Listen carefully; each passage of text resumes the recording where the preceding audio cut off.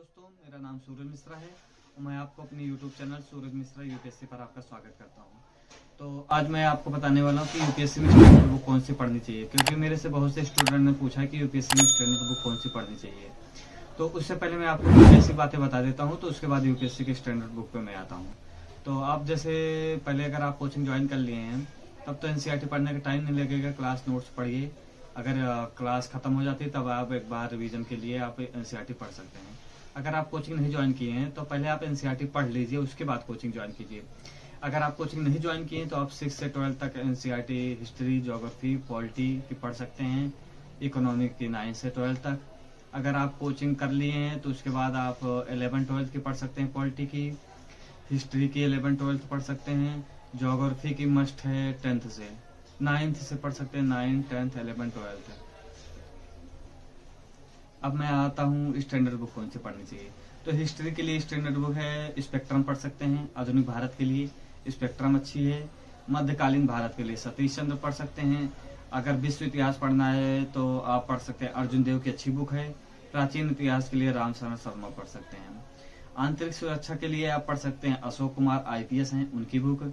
Polity के लिए लक्ष्मीकांत पढ़ सकते हैं आप, और उसके साथ साथ आप 11-12 की एनसीईआरटी पढ़िए, अच्छी एनसीईआरटी लिखी हुई है। उसके बाद ज्योग्राफी में तो जैसे मैं दृष्टि में पढ़ता था तो सर ने बोला था कि आप इसमें तो स्टैंडर्ड बुक ज़्यादा अच्छी है नहीं, कि आप एनसीईआरटी पढ़िए। एनसीईआरटी बार बार कम से कम 4 से 5 बार पढ़ लीजिएगा, 9, 10, 11, 12 का। तो एनसीईआरटी आप कवर कीजिए, क्लास नोट्स कवर कीजिए। ज्योग्राफी के लिए ज्योग्राफी की अगर आप दृष्टि के नोट्स मिल जाए तो दृष्टि के मार्केट में नोट्स मिल जाते हैं, उसको पढ़ लीजिए ज्योग्राफी के लिए। इकोनॉमी के लिए आप पढ़ सकते हैं इकोनॉमिक के लिए स्टैंडर्ड बुक में। बाकी अपने क्लास नोट्स पढ़ लीजिए और कुछ डाटा वगैरह आप पे ध्यान दीजिए, रिपोर्ट वगैरह पे कौन सी रिपोर्ट आ रही है, बिजनेस स्टैंडर्ड पेपर फॉलो कीजिए। साइंस टेक के लिए मैं आपको बताता हूँ, जैसे साइंस टेक के लिए ज़्यादातर करंट अफेयर बेस्ड रहिए आप। उसके बाद इसमें साइंस टेक में आप स्पेस टेक्नोलॉजी पढ़ लीजिए, biotechnology, space tech, computing, DNA, क्योंकि इसमें साइंस में तो ज़्यादातर करंट अफेयर से ही पूछा जाता है, तो आप इतना फॉलो कीजिए। अगर आप इससे भी ज़्यादा मैगजीन वगैरह को फॉलो करते हैं, जैसे द हिंदू पेपर पढ़िए, बिजनेस स्टैंडर्ड पढ़िए, इंडियन एक्सप्रेस का एडिटोरियल पढ़िए, इन सब का एडिटोरियल आप पढ़िए।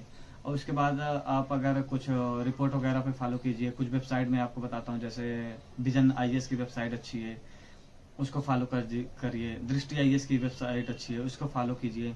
इन सब को फॉलो कीजिए, स्टैंडर्ड बुक पढ़िए और ज़्यादातर करंट पे ध्यान दीजिए जी। उसके बाद अगर आपको कोई भी डाउट होता है तो आप मेरे कमेंट बॉक्स में कमेंट लिख दीजिएगा, मैं आपको इसका उत्तर देने की कोशिश करूँगा।